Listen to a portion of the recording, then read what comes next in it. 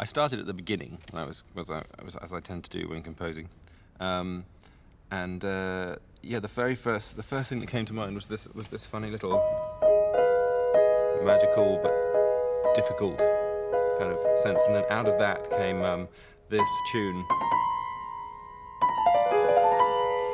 which is the sound of the wind through the trees. And then I worked on this prologue for longer than I've ever worked on a single piece of music ever. I rewrote it literally probably about 50 times. No exaggeration. I had various different versions of it, and then we ended up with some weird Frankenstein's monster hybrid of all the different versions.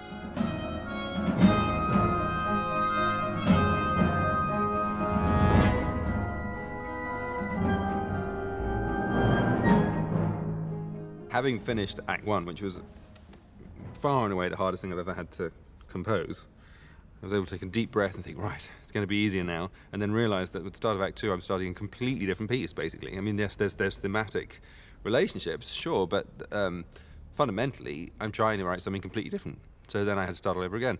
And you think, well, thank goodness. Now at least Act 3, oh, that's a completely different beast as well, starting again from scratch. And of course I'm working with instruments I've never written before. I've never written for bansuri before. I've never written for hammer dulcimer before. Hardly written for accordion before. So I've had to spend an awful lot of time on Wikipedia trying to work out how to write for these instruments. Luckily I've been blessed with these wonderful players who've helped me through.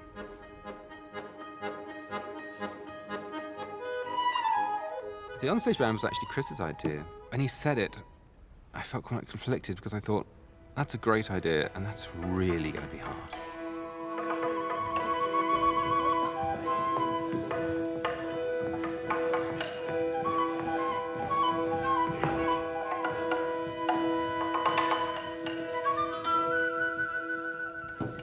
That's all she needs to do, isn't it, on that drum? Yeah. That drum is attached to him. He'll have a Strap round. strap and where will round. it be, on the front?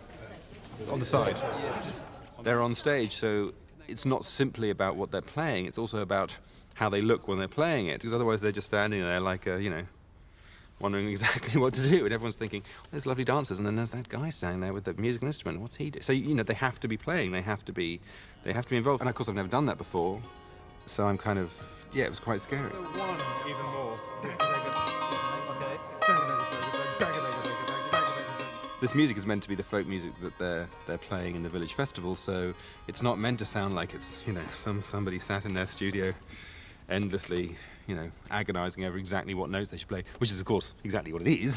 1, 2, 3, 4, 5, 6, 7, 8, 1. Having lived with it for 2 years and thought of nothing else, I'm incredibly proud of this music. 6, 7, 8, 1, 2, 3, 4. Act 1 has this musical language which is quite taut and troubled. 1, 2, 3, 4, 1, 2, 3, 4, 5. In Act 2, we really want an absolute change.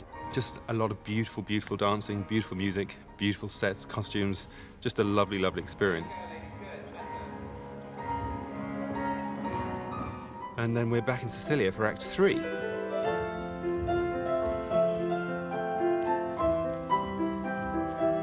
Act 3 is very emotional, very lovely.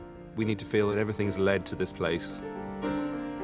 Now it's reached some kind of equanimity, and the music is sort of freer, just freer to express itself.